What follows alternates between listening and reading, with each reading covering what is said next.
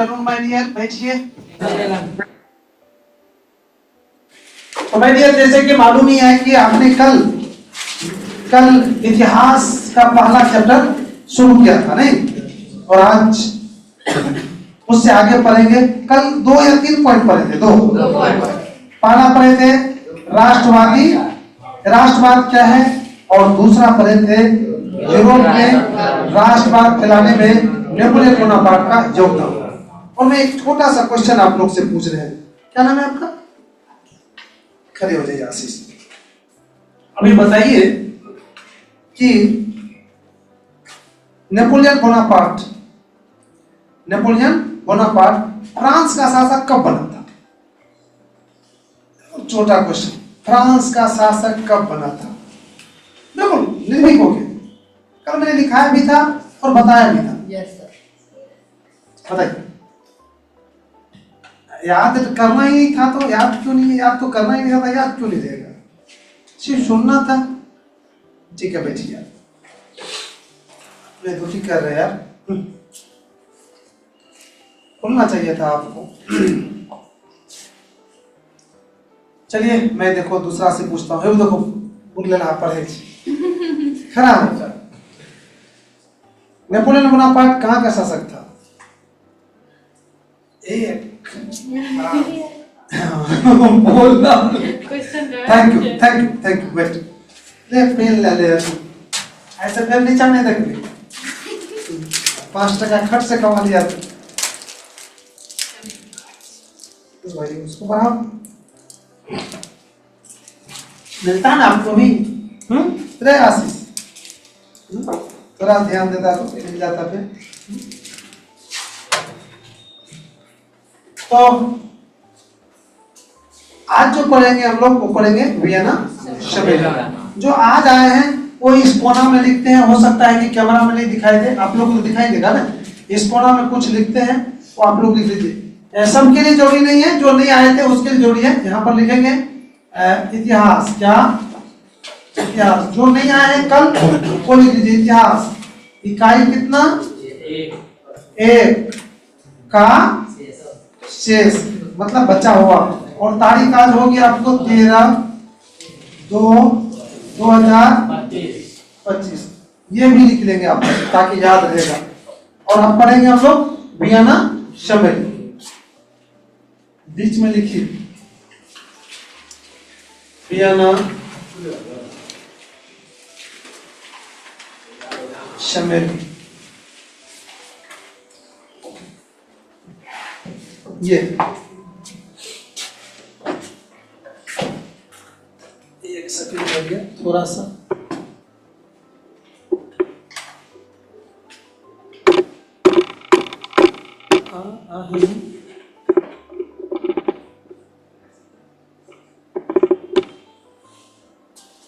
क्या लिखे हम लोग? वियना सम्मेलन। इसमें इंक दे देना चाहिए था। आप जब आते हैं ना थोड़ा बहुत एक दो काम कर दीजिए। तो थोड़ा दिन के बाद तो हम सब चीज से निवृत्त हो जाएंगे। अभी तो फी लेना है, एडमिशन करना है, सारा कुछ करना है। इसको नियम कानून भी बताना है। सब आदमी साइन करके आते हैं ना आप लोग? अब आइए बिल्कुल रिलैक्स हो जाइए। इधर सुन बैठिए, लिख लिए। चलिए आप शांत हो जाइए बढ़िया से।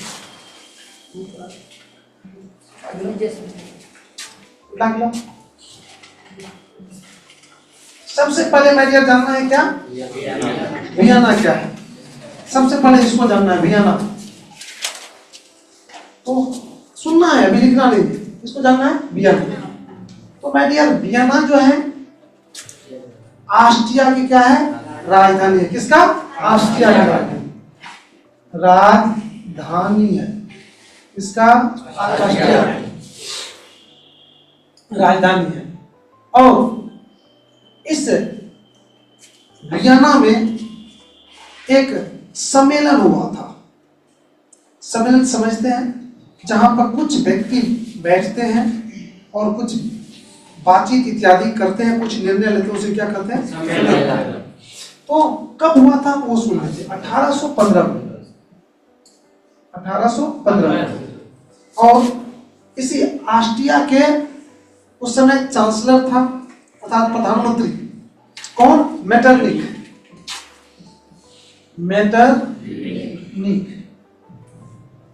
इसके अगुवाई में अब क्या सम्मेलन था वो सुन लीजिए। माय डियर, ये मेटरनिक ऑस्ट्रिया के चांसलर था और ऑस्ट्रिया एक देश है कहाँ के? यूरोप महादेश के। और ये चाहता था कि मैं यूरोप महादेश का हीरो बनूं। अपने मोहल्ला में ही, अपने इलाका में देखेगा कोई चाहता है कि मैं बदमाश डॉन बनूं, चाहता है। अब वहां पर कोई तीसरा आदमी आके टपक जाए और वो डॉन बन जाए तो ये क्या सोचेगा? कोई प्लान बनाएगा इसको कैसे नीचे दबा दे और मैं डॉन बन जाऊं। हुआ यही मैं लिया, चाह रहा था ये डॉन बने, लेकिन इसी बीच डॉन कौन बन गया? Napoleon Bonaparte. तो अब नेपोलियन बोनापार्ट को समाप्त करने के लिए, नेपोलियन बोनापार्ट के प्रभाव को कम करने के लिए इन्होंने ही, मेटरनिक ने ही एक सम्मेलन बुलाया। कहां? वियना। और उस सम्मेलन में कौन कौन आया वो देख लीजिए। ब्रिटेन आया। कौन? साला हरामी नहीं, ब्रिटेन मतलब वही इंग्लैंड। एक रूस को भी शामिल कर लिया है, रूस को जो शांति मिला था, एक रूस और एक परसा। ये परसा कहाँ के है? जर्मनी के एक राज था। कहाँ के? जर्मनी के राज था कौन? परसा। और लिखना नहीं है बैठे, सुनने दे, सुन यार, पहले मजा से सुनो यार, तुम लोग मजा नहीं लेता यार। हम सिलेबस खत्म करके तुमको और छूट जाएगा तो 3 घंटा तक रोक के रखो, जब तो तू और नहीं लिखेगा हम नहीं पढ़ेंगे आगे यार। तो इधर करता है। तुम सीखो, कुछ ना कुछ सीख के जाओ यहाँ से। तुम कॉपी में लिख देंगे हम अपने से, और कुछ बोल, फोटो कॉपी करा के दे देंगे और कुछ हो, लेकिन तू समझो पहले समझ तो लो। आ जाओ। तो कौन कौन शामिल हुआ? ब्रिटेन, रूस, परसा और एक नहीं ऑस्ट्रिया। राइट, चूंकि ऑस्ट्रिया में हो रहा था वो शामिल हो रहा था। एक जोड़ सकते हैं हमको ऑस्ट्रिया, ये 4 जोड़ सकते हैं, चारों शामिल हुआ और चारों मिलकर एक प्लान बनाया। क्या प्लान बनाएगा? किसको पीछा करने के लिए? नेपोलियन बोनापार्ट के प्रभाव को समाप्त करने के लिए, उसको समाप्त करने के लिए प्लान बनाया। और उसी सम्मेलन को क्या कहा जाता है? वियना। समझ गए? तो यही है वियना सम्मेलन। और मैं ये सफल साबित हुआ। ये लोग जो प्लान बनाया था नेपोलियन बोनापार्ट के प्रभाव को रोकने के लिए रोक दिया था। ऐसा कारगर व्यवस्था क्या नहीं लोग कि नेपोलियन बोनापार्ट को शीघ्र ही गिरफ्तार कर लिया गया था, देशद्रोही साबित करके जेल में बंद कर दिया था। जेल में ही सड़ गया उन्होंने, जेल में ही मर गया उन्होंने। 21 में जाके दम तोड़ दिया जेल में। 15 में पकड़ लिया उसको नेपोलियन बोनापार्ट। तो एक तरह से कहिए क्या ये सफल हो गया। और टाइम है अभी, इसके बाद मेटरनिक युग है, इसके बाद मेटरनिक युग। उस पॉइंट को भी हम समझा देते हैं। ठीक, तो अभी तक 1815 ईस्वी तक फ्रांस में किसका चल रहा था दबदबा? लेकिन अब किसका शुरू होगा?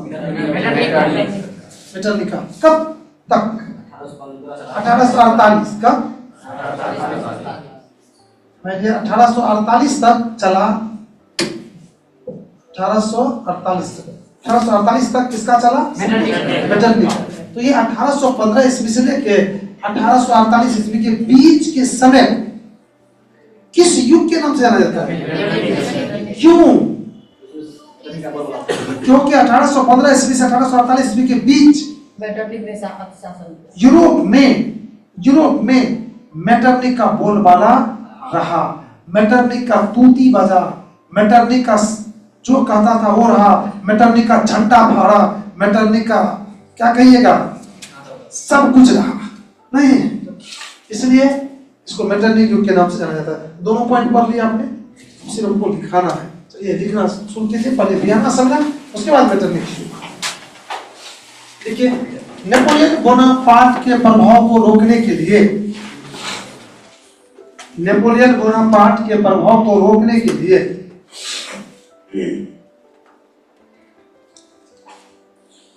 नेपोलियन बोनापार्ट के प्रभाव को रोकने के लिए नेपोलियन बोनापार्ट के प्रभाव को रोकने के लिए कुर्सी इतनी तो रहता है और दूर नहीं उठता ना, वो कुर्सी बढ़िया था। नेपोलियन बोनापार्ट के प्रभाव को रोकने के लिए 1815 ईस्वी में 1815 ईस्वी में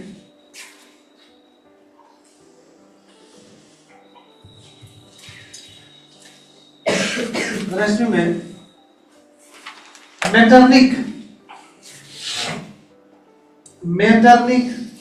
के नेतृत्व में, ऐसे नेतृत्व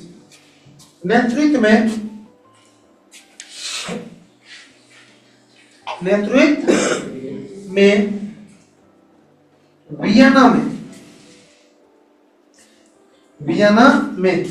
वियना कहाँ है तो पता चल गया। वियना में एक सम्मेलन हुआ था। वियना में एक सम्मेलन हुआ था जिसमें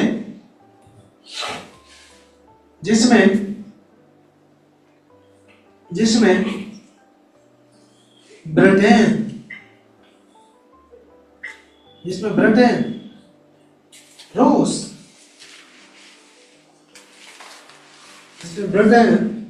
रूस, परसा और ऑस्ट्रिया शामिल हुआ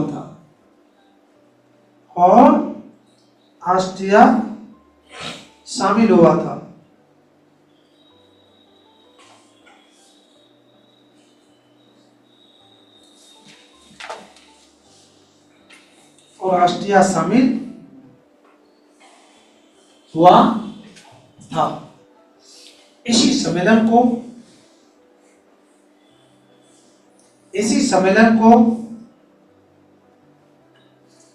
वियना सम्मेलन के नाम से जाना जाता है। इसी सम्मेलन को वियना सम्मेलन के नाम से जाना जाता है। इसी सम्मेलन को वियना सम्मेलन के नाम से जाना जाता है।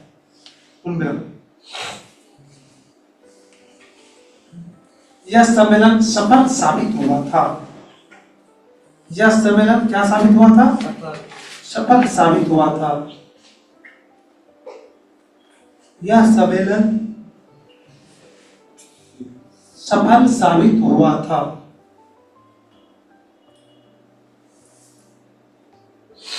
हो गया। अब चलते हम लोग अगला। कौन? मेटरनिक युग। नेतृत्व मतलब अगुवाई में, जैसे कि किसी खेल का जो कप्तान होता है वो क्या कहलाता है? उसके नेतृत्व कहलाते हैं। कोई दल का जो नेता होता है, अध्यक्ष होता है, वो क्या होता है? उसकी नेतृत्व करने वाला। समझ गए? जैसे हम ही आप लोग के साथ हो गए, कहेंगे चलो हम अपने संस्था की तरफ से घुमाने के लिए जाते हैं, तो मेरे अगुवाई में गए तो हम उसके आप लोगों का समूह का नेतृत्व कौन कर रहा है?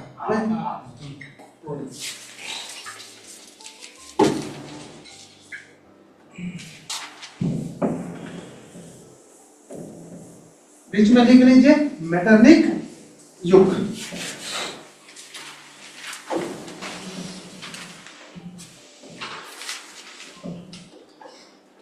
मेटरनिक युग।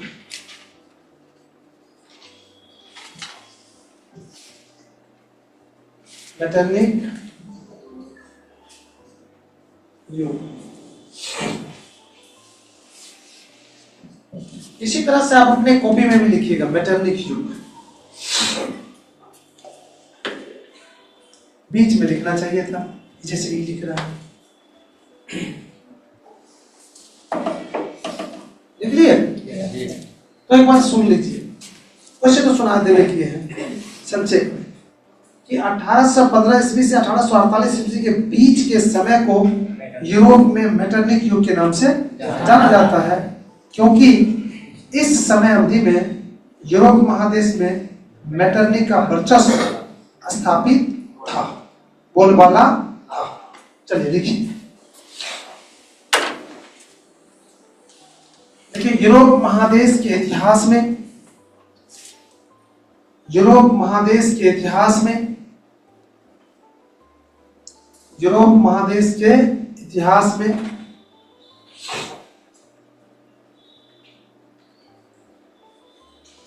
यूरोप महादेश के इतिहास में 1815 ईस्वी से 1815 ईस्वी से 1848 ईस्वी के बीच, 1815 ईस्वी से 1848 ईस्वी के बीच के समय अवधि को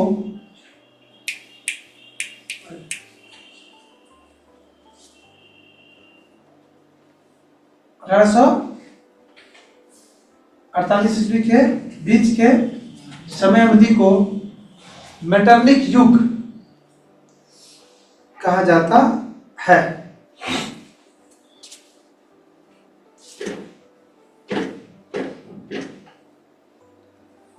मेटरनिक युग कहा जाता है क्योंकि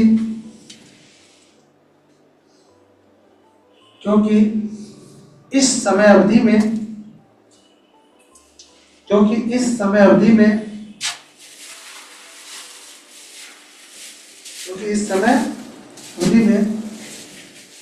यूरोप में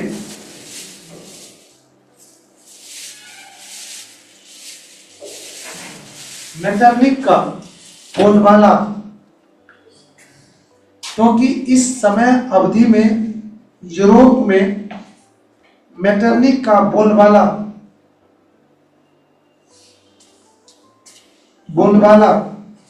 था,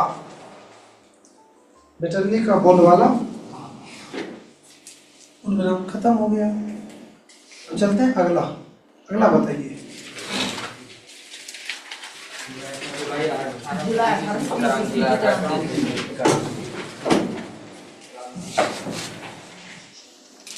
जुलाई 1800 ईस्वी की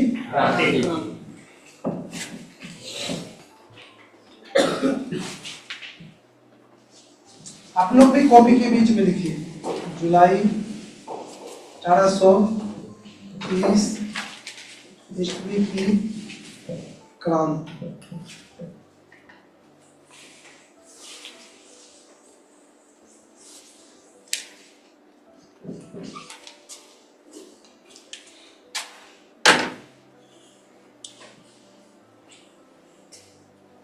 जुलाई 1830 ईस्वी की क्रांति।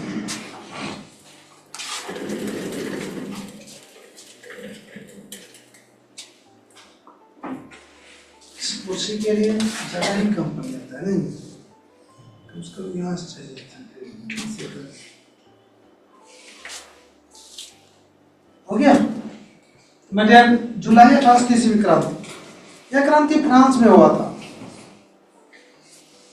फ्रांस में शासक के काम से जब जनता ने असंतुष्ट हुआ था तो उसके खिलाफ एक बड़ा आंदोलन शुरू किया था, और जिस आंदोलन से प्रभावित होकर वहां के शासक को देश छोड़ना पड़ा था, और बहुत भयंकर क्रांति था। और इससे सिर्फ फ्रांस ही नहीं, पूरी दुनिया की जनता को एक नई ताकत मिली थी कि गड़बड़ शासन को जनता भी हरा सकते हैं। ये एक समझिए प्रेरणा का मिसाल कायम हुआ था पूरी दुनिया में। तो इसमें एक एक करके हम पढ़ेंगे कि कौन शासक कब बना, कौन नियम बनाया जिससे जनता की हालत खराब हुई, फिर जनता क्या किया, कब क्या हुआ। लेकिन आज नहीं, क्योंकि आज आपका समय समाप्त हो रहा है। कल आइए, कल फिर इस पर हम चर्चा करेंगे।